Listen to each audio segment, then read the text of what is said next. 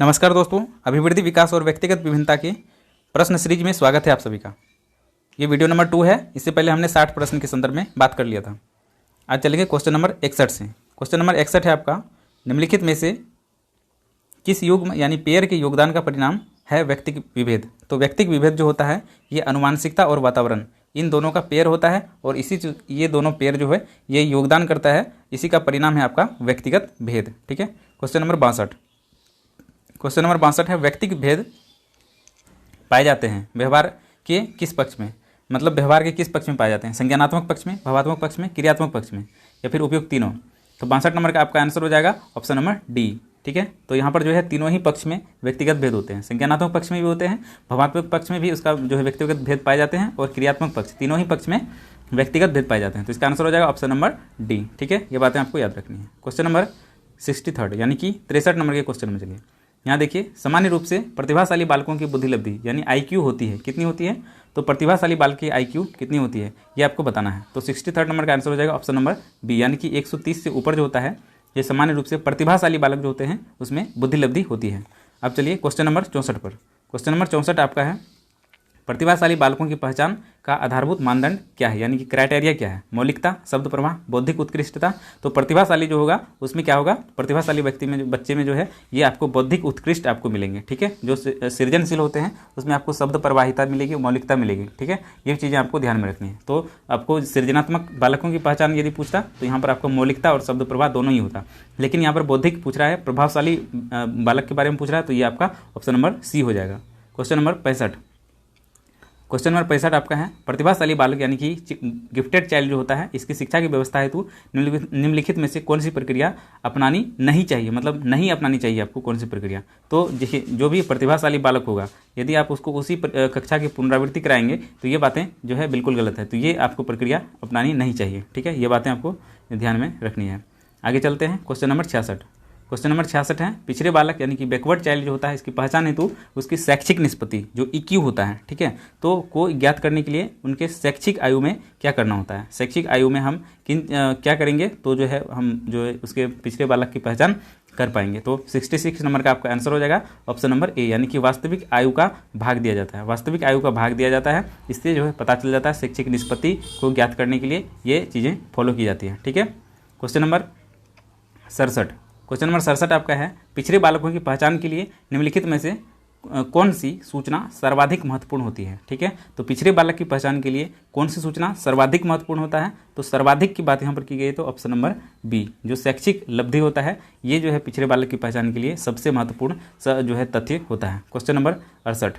Question number 68 आपका है, पिछड़े बालकों यानी कि बैकवर्ड चिल्ड्रन जो होता है इसकी पहचान हेतु कौन सी प्रक्रिया उपयुक्त नहीं है। ठीक है, यहाँ ध्यान दीजिएगा, क्वेश्चन जो होता है काफ़ी यहाँ पर इंपॉर्टेंट होता है, जो नहीं यहाँ पर हम लोग देखते नहीं है और उसका आंसर खोजने लगते हैं। तो यहाँ पर आपको दिया गया है नहीं है, तो यहाँ पर 68 नंबर का आंसर हो जाएगा ऑप्शन नंबर डी, जो शब्द प्रवाह होता है ना, ये आपको पिछड़े बालक में ये शब्द प्रवाह कहाँ से आ जाएगी। शब्द प्रवाह तो सृजनशील बालक के लिए है, और सृजनशील बालक जो है उसके लिए भी एक सामान्य बुद्धि का स्तर होना जरूरी है, तो वो पिछड़ा बालक नहीं हो सकता है। ठीक है, तो ये आपका आंसर हो जाएगा ऑप्शन नंबर डी। ठीक है। Question number 69।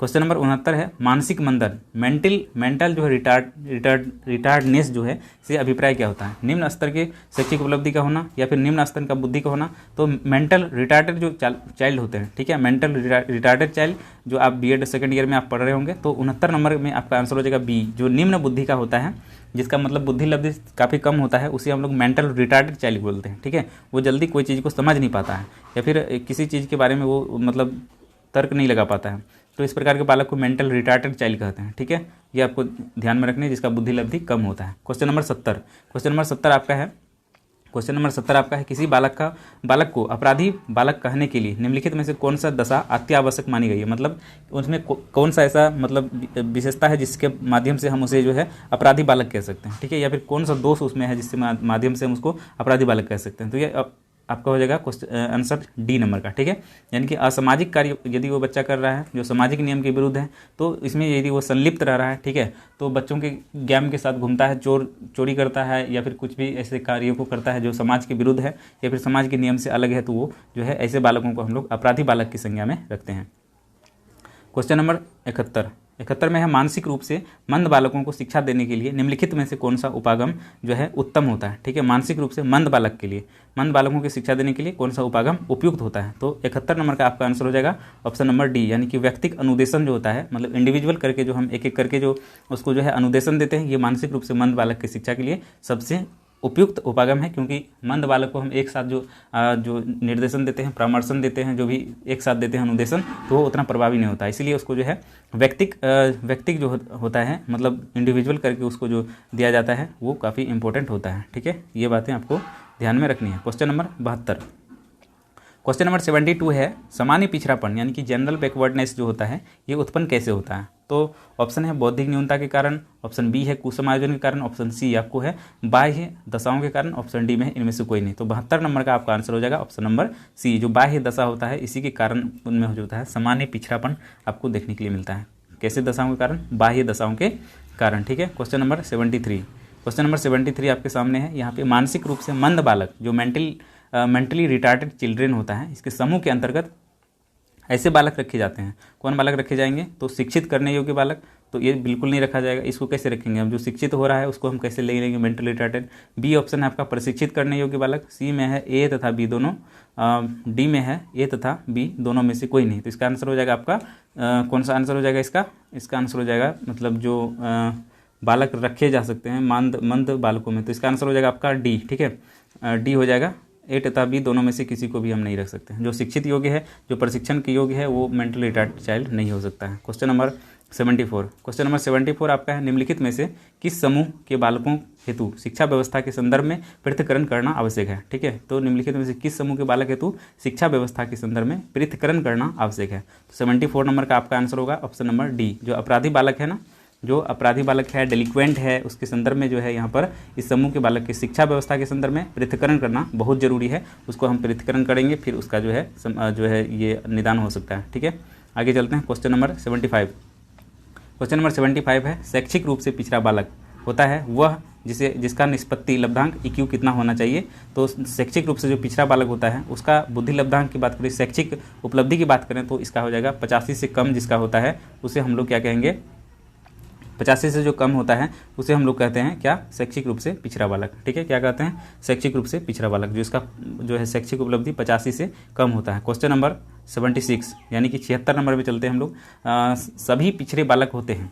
76 नंबर में आपका प्रश्न है आपका सभी पिछड़े बालक होते हैं। क्या होते हैं सभी पिछड़े बालक? तो इसका आंसर हो जाएगा ऑप्शन नंबर सी, जितने भी पिछड़े बालक होते हैं वो समस्या उत्पन्न करते हैं, इसीलिए वो समस्यात्मक बालक की श्रेणी के अंदर आते हैं। ठीक है, तो सभी पिछड़े बालक क्या होते हैं? समस्यात्मक होते हैं।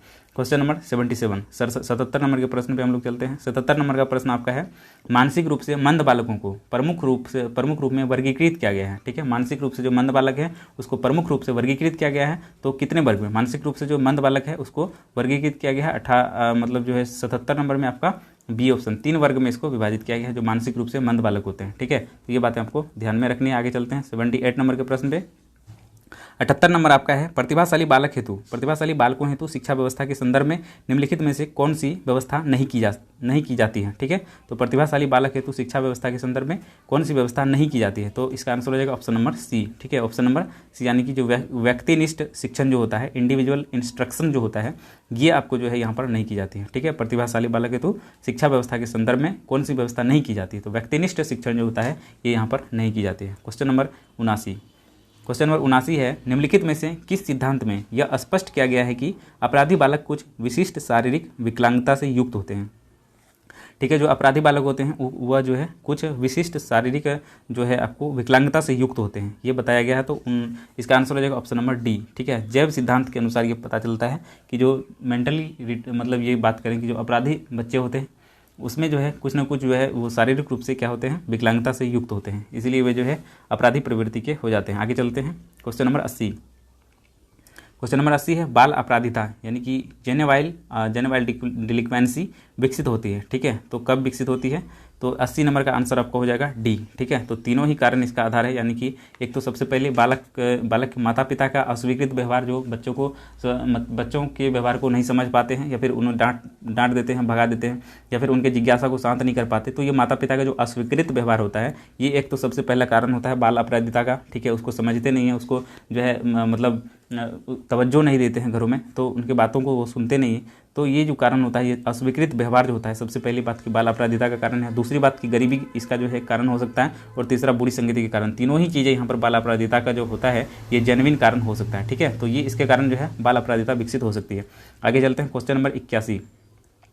क्वेश्चन नंबर 81 है, निम्नलिखित में से कौन सा लक्षण यानी कि ट्रेट जो होता है ये मंदबुद्धि बालकों से संबंधित नहीं होता है। ठीक है, ध्यान रखना, यहाँ बोल रहा है नहीं होता है, तो 81 नंबर का आपका आंसर हो जाएगा बी। जो आत्मनिर्भर बालक होते हैं वो सेल्फ जो डिपेंडेंस बालक होते हैं उसमें जो है ये मंदबुद्धि के बालक से संबंधित नहीं है। ये जो होते हैं ये काफ़ी इंपॉर्टेंट होते हैं, इसमें जो है बहुत ज़्यादा बुद्धिलब्धि होती है, तो आत्मनिर्भर बालक वाली यहाँ पर बातें नहीं आएंगी। ठीक है, आगे चलते हैं, क्वेश्चन नंबर 82।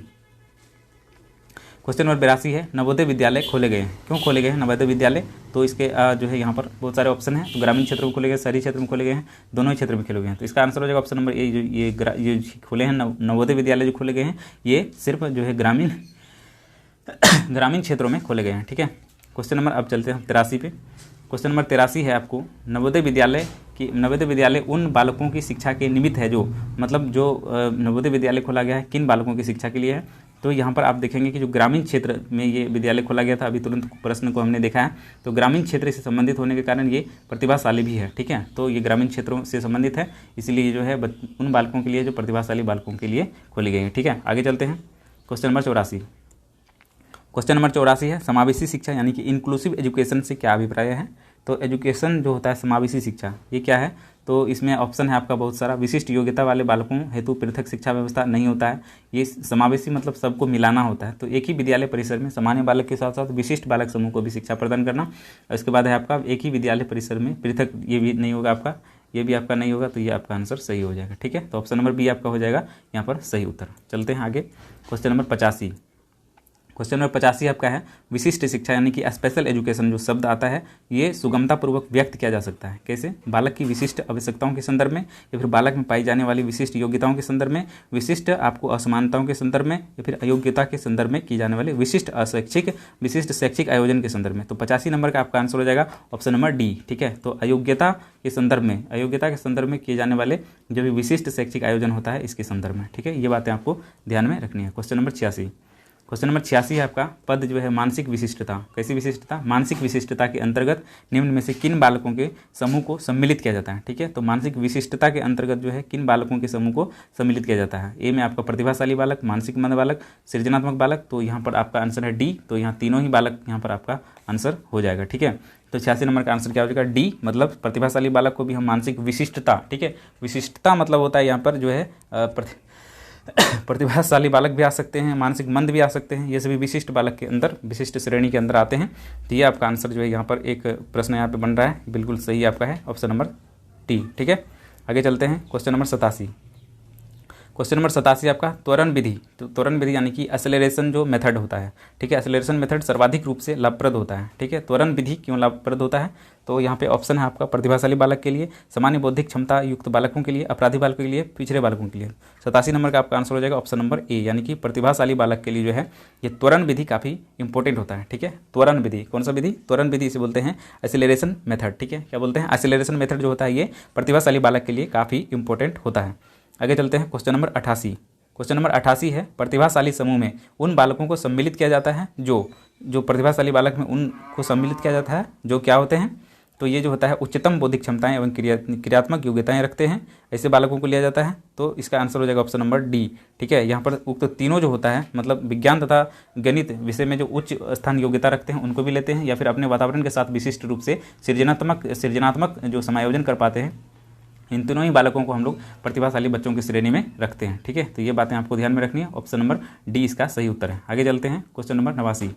ठीक है, क्वेश्चन नंबर 89 आपका है, प्रतिभाशाली बालकों हेतु पाठ्यक्रम होना चाहिए। कैसा पाठ्यक्रम होना चाहिए? प्रतिभाशाली बालक जो होता है, क्या इसके लिए अलग पाठ्यक्रम बनाए जाने चाहिए या फिर जो है एक साथ ही पाठ्यक्रम जो चलते हैं उन्हीं को चलाना चाहिए? तो 89 नंबर का आंसर हो जाएगा आपका ऑप्शन नंबर ए, जो एकीकृत पाठ्यक्रम होता है। एकीकृत मतलब जो सब कुछ होता है उसमें, मतलब व्यावसायिक शिक्षा भी उसमें होती है, जो होता है उसके व्यवहारिक जीवन की शिक्षा होती है, जो ज्ञानात्मक जो परिप्रेक्ष्य की शिक्षा होती है, सभी चीज़ों का संदर्भित एक जो है रूप होता है एकीकृत पाठ्यक्रम, उसका जो है मतलब ये स्वरूप होना चाहिए जो प्रतिभाशाली बालक होते हैं उनके लिए। तो 89 नंबर का आंसर हो जाएगा आपका ऑप्शन नंबर ए। ठीक है, यहाँ तक आपको समझ में आ गई होगी। चलते हैं क्वेश्चन नंबर 90 पर। क्वेश्चन नंबर 90 आपका, प्रायः प्रशिक्षित किए जा सकने वाले मानसिक रूप से मंद बुद्धि बालकों की बुद्धिलब्धि कितनी होती है? जो प्रायः प्रशिक्षित किए जा सकने वाले, ठीक है, मंद बुद्धि, उसकी बुद्धिलब्धि कितनी होती है? तो जो जिसको हम प्रशिक्षित कर सकते हैं, ठीक है, प्रशिक्षित कर सकते हैं, इसकी बुद्धिलब्धि होती है आपका 50 से अधिक। ठीक है, तो 50 से अधिक जिसकी बुद्धिलब्धि होती है उसको हम लोग प्रशिक्षित कर सकते हैं, जो मानसिक रूप से मंद होते हैं। ठीक है, तो 90 नंबर का आंसर आपका हो जाएगा ऑप्शन नंबर सी। ठीक है, चलते हैं 91 नंबर पर, 91 नंबर पर।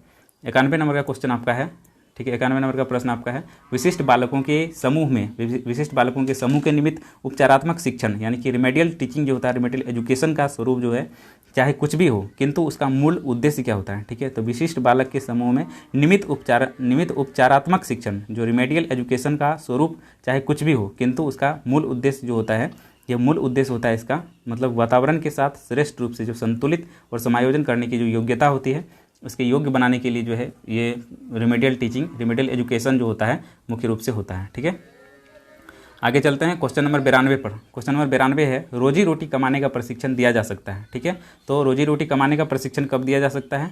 मूर्ख बुद्धि जो बालक होते हैं, मूर्ख बुद्धि के बालक जो होते हैं, उनको रोजी रोटी कमाने का आप प्रशिक्षण दे सकते हैं। ठीक है, तो जो रोजी रोटी कमाने वाले बालक हैं उसको आप जो है ये प्रशिक्षण दे सकते हैं।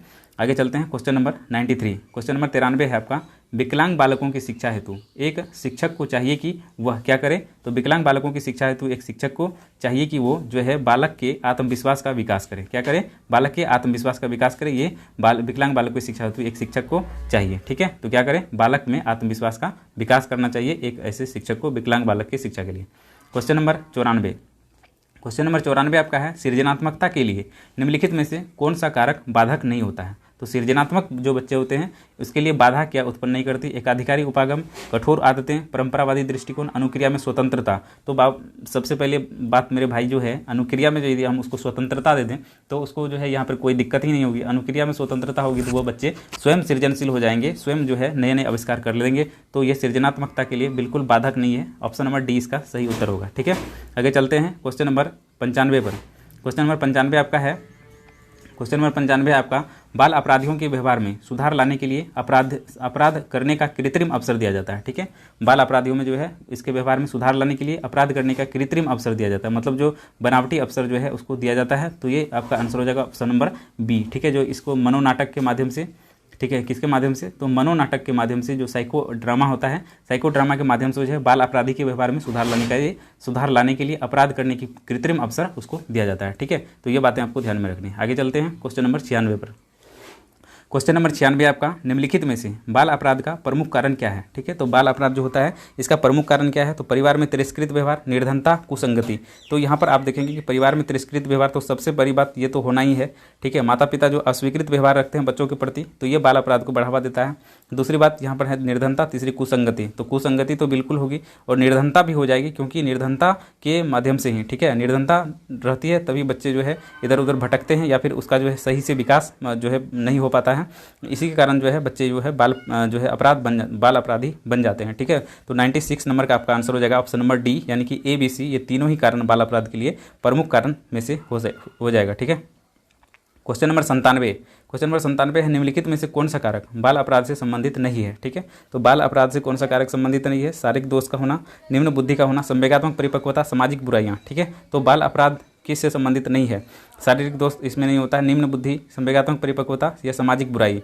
तो निम्न बुद्धि होता है, सामाजिक बुराई होता है, संवेगात्मक परिपक्वता। 97 नंबर का आंसर हो जाएगा आपका सी। जो इस संवेगात्मक परिपक्वता यदि उसमें होती, संवेगात्मक परिपक्वता होती, तो वहाँ पर जो है यहाँ पर क्या होती? बाल अपराध यहाँ पर संबंधित इससे नहीं होता। ठीक है, तो इसका आंसर हो जाएगा ऑप्शन नंबर सी। क्या होगा? ऑप्शन नंबर सी, यानी कि संवेगात्मक परिपक्वता नहीं होती है, संवेगात्मक परिपक्वता नहीं होती है। ठीक है, ये आपको ध्यान में रखनी है। क्वेश्चन नंबर 98 यहाँ पर है, प्रतिभाशाली बालकों की विशेषता होती है, प्रतिभाशाली बालकों की विशेषता होती है क्या विशेषता होती है? प्रतिभाशाली बालकों की विशेषता होती है यहाँ पर कठिन कार्यों को करने में रुचि लेता है। जो प्रतिभाशाली बालक होते हैं वो कठिन कार्यों को करने की ओर अपने आप को जो है रुझान ज़्यादा लेता है, मतलब रुचि लेता है। और जो है शब्द ज्ञान समृद्ध होता है, उसमें जो है शब्द ज्ञान भी काफ़ी समृद्ध होती है, ठीक है। और जो है प्रश्न पूछने में उत्सुक होते हैं, तो ये प्रतिभाशाली बालकों की पहचान कराती है। तो प्रतिभाशाली बालक की विशेषता ये सभी होती है। तो इसका आंसर हो जाएगा ऑप्शन नंबर डी, यानी कि उपरोक्त सभी, उक्त सभी जितने ये सभी प्रतिभाशाली बालक के लिए विशिष्ट होते हैं, ठीक है। आगे चलते हैं। Question number 99। क्वेश्चन नंबर 99 है प्रतिभाशाली विद्यार्थियों को शिक्षण के लिए आवश्यक है, मतलब प्रतिभाशाली जो बच्चे होते हैं उसके शिक्षक के लिए क्या आवश्यक है, ठीक है। तो इसका आंसर हो जाएगा ऑप्शन नंबर सी, ठीक है, यानी कि विशिष्ट प्रशिक्षण प्राप्त शिक्षक, ठीक है। तो प्रतिभाशाली विद्यार्थी के शिक्षण सबसे पहले वही कर सकता है जो विशिष्ट रूप से प्रशिक्षण प्राप्त किए हुए हैं, ठीक है। तो ये आपका आंसर हो जाएगा ऑप्शन नंबर सी, जो होता है यही आपका सही उत्तर होगा। आगे चलते हैं। Question number 100। क्वेश्चन नंबर 100 आपका सृजनात्मक बालकों में होती है, क्या होती है? कल्पना करने की शक्ति, तर्क करने की शक्ति, चिंतन करने की शक्ति। तो यहाँ पर डी आंसर जो होगा ये बिल्कुल सही होगा, ठीक है। तो यहाँ पर आप जानते होंगे कि इसका संबंध जो होता है ये आपका जो होता है चिंतन से होता है, और चिंतन से भी होता है, कल्पना से भी होता है, और तर्क करने की क्षमता से भी होती है, ठीक है। तो मल्टी डायमेंशनल सोच इसमें होती है। ये तो सृजनात्मक बालक का ये भी है आपका ऑप्शन नंबर डी जो है सही उत्तर होगा, ठीक है। Question number 101। क्वेश्चन नंबर 101 है आपका सुधार विद्यालयों की स्थापना की जाती है, ठीक है। सुधार विद्यालय की स्थापना क्यों की जाती है? तो ऑप्शन यहाँ पर ABCD करके दिया हुआ है, तो 1 से 1 नंबर का आपका आंसर हो जाएगा ऑप्शन नंबर डी, जो होता है सुधार विद्यालय की स्थापना बाल अपराधी के लिए किया जाता होगा, क्योंकि जो बिगड़ेगा नहीं तो उसको हम सुधार कैसे सकते हैं, ठीक है ना। तो बिगड़े हुए बच्चों को, यानी कि अपराधी बालक के जो प्रवृत्ति के बच्चे हैं उनके लिए जो है यहाँ पर सुधार विद्यालय की स्थापना की जाती है। ये बातें आपको ध्यान में रखनी है। Question number 101। Question number 102। Question number 102 में है आपको मनोचिकित्सकों के मतानुसार किशोर अपराधिता का एक प्रमुख कारण क्या है, ठीक है। किशोर अपराधिता का एक प्रमुख कारण है आपका किशोर अपराधी जो होता है इसका प्रमुख कारण होता है इड, ईगो, सुपर ईगो, ठीक है। ये बिल्कुल जो है मनोचिकित्सक के अनुसार, मनोचिकित्सक के पास आप जाओगे तो ये 3 कारण ही वहाँ पर खोज के निकालते हैं। इसका आंसर हो जाएगा ऑप्शन नंबर डी, ठीक है। क्या होगा? ऑप्शन नंबर डी, यानी कि इदम, अहम और परम अहम, ठीक है। ये तीनों ही चीज़ें यहाँ पर हो जाएगी, ठीक है। तो यहाँ पर डी आपका आंसर सही होगा। Question number 103। क्वेश्चन नंबर 103 आपका है, ठीक है, वे बालक जो सामान्य सामाजिक नियम के विरुद्ध आचरण करते हैं, सामाजिक नियम के विरुद्ध क्या करते हैं? आचरण करते हैं, वे क्या कहलाते हैं? तो 103 नंबर आपका आंसर हो जाएगा ऑप्शन नंबर सी, यानी कि जो समस्यात्मक बालक है, ठीक है। समस्यात्मक बालक ये सामाजिक नियम के विरुद्ध जो है आचरण करते हैं, क्या करते हैं? सामाजिक नियम के विरुद्ध आचरण करते हैं समस्यात्मक बालक, ठीक है। ये बातें आपको ध्यान में, स्पष्ट रूप से ध्यान में आपको रखनी है, ठीक है। आगे चलते हैं। Question number 104। यहाँ पे क्वेश्चन नंबर 104 है, इसमें कहा जा रहा है सामान्यतः समस्यात्मक बालक उनको कहते हैं। समस्यात्मक बालक किनको कहते हैं? तो ऑप्शन दिया है सामान्य बुद्धि कम होती है, या फिर किसी एक विद्यालयी विषय में कमजोर होते हैं, शारीरिक रूप से विकलांग होते हैं, या फिर असमायोजित होते हैं। तो सबसे पहले बात करें समस्यात्मक बालक जो होता है, ठीक है। समस्यात्मक बालक जो है संवेगात्मक रूप से काफ़ी जो है अविकसित होते हैं, इसीलिए जो है ये आपका क्या हो जाएगा? इसका आंसर हो जाएगा ऑप्शन नंबर डी, ठीक है। ये बच्चे जो है क्या होते हैं? अब समायोजित होते हैं।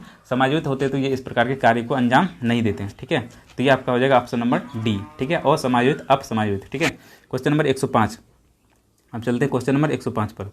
क्वेश्चन नंबर 105 आपका है सामान्यतः उपचारात्मक शिक्षण का आयोजन उन बालकों हेतु किया जाता है जो होते हैं, ठीक है। उपचारात्मक शिक्षण का आयोजन होता है किस बालक के लिए होता है? जो होते हैं, क्या होते हैं? मानसिक रूप से मंद, शारीरिक रूप से विकलांग, प्रतिभाशाली, शैक्षिक रूप से पिछड़े हुए। तो 105 नंबर का आपका आंसर हो जाएगा ऑप्शन नंबर डी, ठीक है। क्या होगा? ऑप्शन नंबर डी, यानी कि शैक्षिक रूप से जो पिछड़े हुए होते हैं, उपचारात्मक शिक्षण उन्हीं के लिए किया जाता है, ठीक है। तो उपचारात्मक शिक्षण किनके लिए होता है? जो शैक्षिक रूप से पिछड़े होते हैं। तो ये बातें आपको ध्यान में रखनी है, ठीक है। आगे चलते हैं क्वेश्चन नंबर 106 पर। क्वेश्चन नंबर 106 है आपका निम्नलिखित में से विशिष्ट बालक है। विशिष्ट बालक कौन है? तो मानसिक विकलांग, अधिगम विकलांग, शारीरिक विकलांग। तो यहाँ पर आप देखेंगे कि इसका आंसर हो जाएगा ऑप्शन नंबर डी, जो मानसिक रूप से विकलांग है वो भी विशिष्ट है, जो अधिगम विकलांग है वो भी विशिष्ट है, या फिर जो शारीरिक विकलांग है वो भी विशिष्ट बालकों की श्रेणी में आते हैं, ठीक है। Question number 107।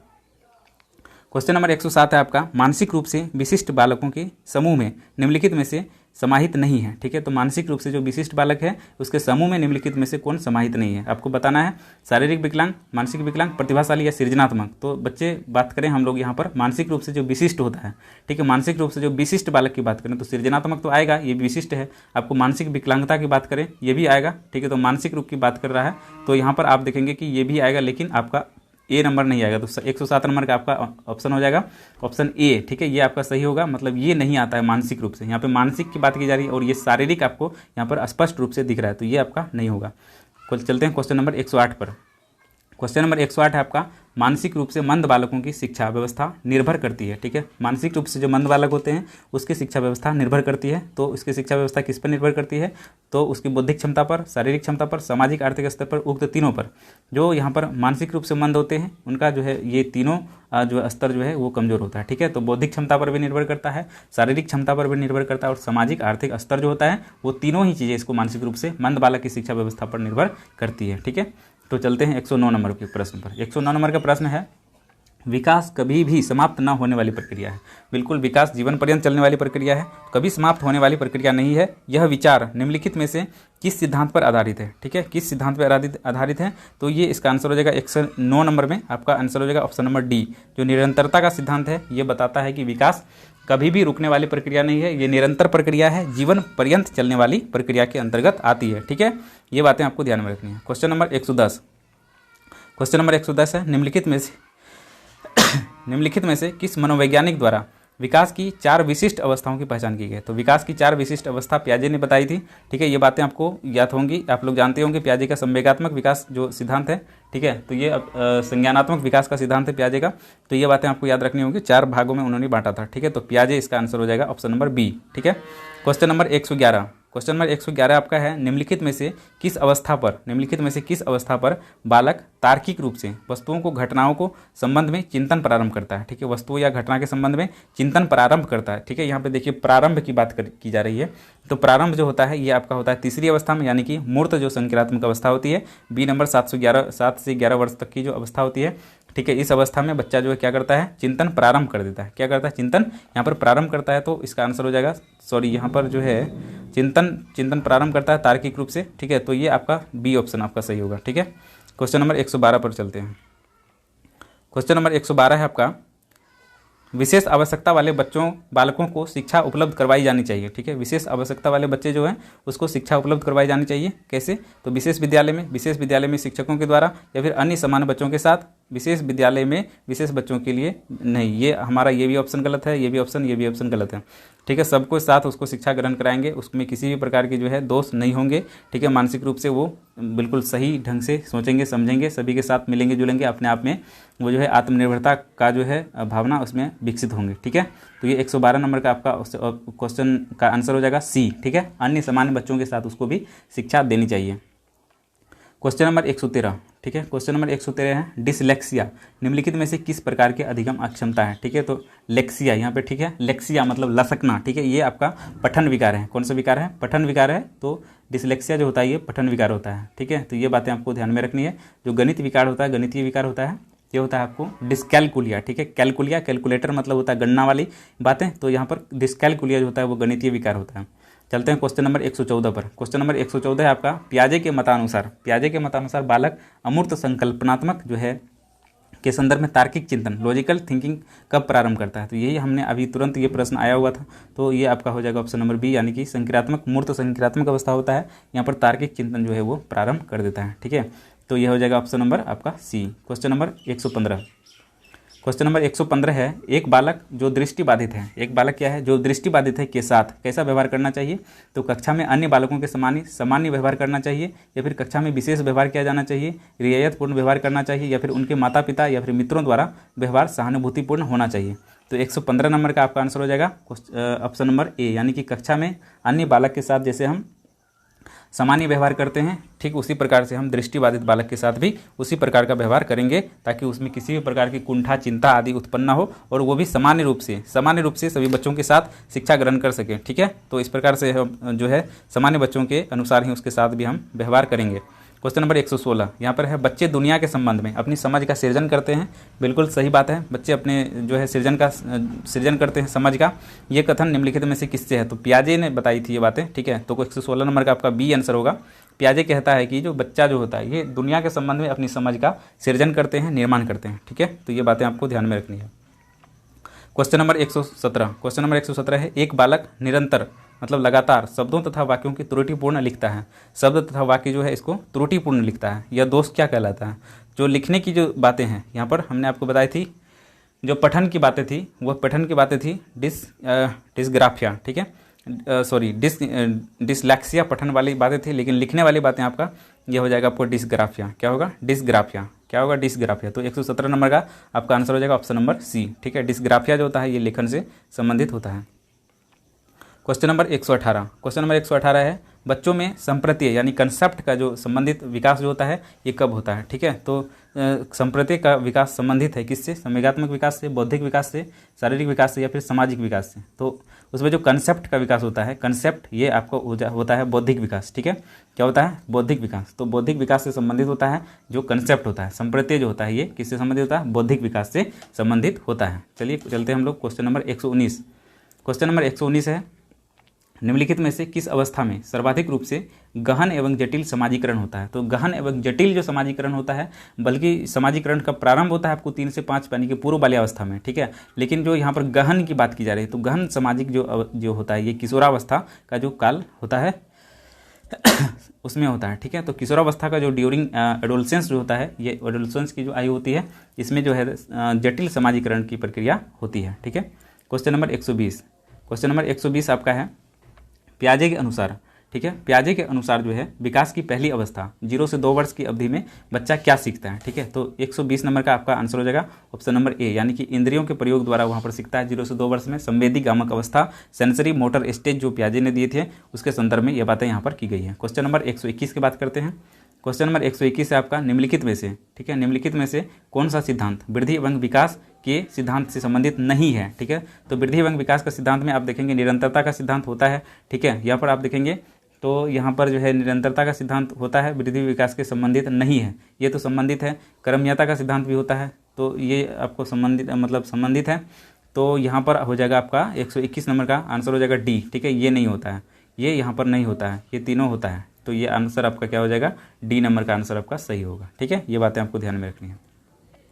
आगे चलते हैं क्वेश्चन नंबर 122 पर। ठीक है, क्वेश्चन नंबर 122 है निःशक्त अथवा अक्षम बच्चों को, निःशक्त अथवा अक्षम बच्चों यानी डिजेबल्ड चिल्ड्रेन जो होता है के लिए केंद्र द्वारा प्रायोजित समेकित शिक्षा योजना इंटीग्रेटेड एजुकेशन स्कीम का मुख्य उद्देश्य क्या है। ठीक है, इंटीग्रेटेड एजुकेशन का मुख्य उद्देश्य क्या है, तो इसका आंसर हो जाएगा ऑप्शन नंबर ए, यानी कि नियमित विद्यालय में अक्षम निःशक्त बच्चों के समान शैक्षिक अवसर उपलब्ध करवाना। ठीक है, ये बातें आपको ध्यान में रखनी है। जो नियमित विद्यालय में अक्षम या निःशक्त बच्चों को समान शैक्षिक अवसर उपलब्ध कराना है, ये बातें निःशक्त अथवा अक्षम बच्चों के यानी कि चिल्ड्रेन के लिए जो डिजेबल चिल्ड्रेन के लिए जो है केंद्र द्वारा प्रायोजित समेकित शिक्षा योजना होती हैं। ठीक है, ये बातें आपको ध्यान में रखनी है।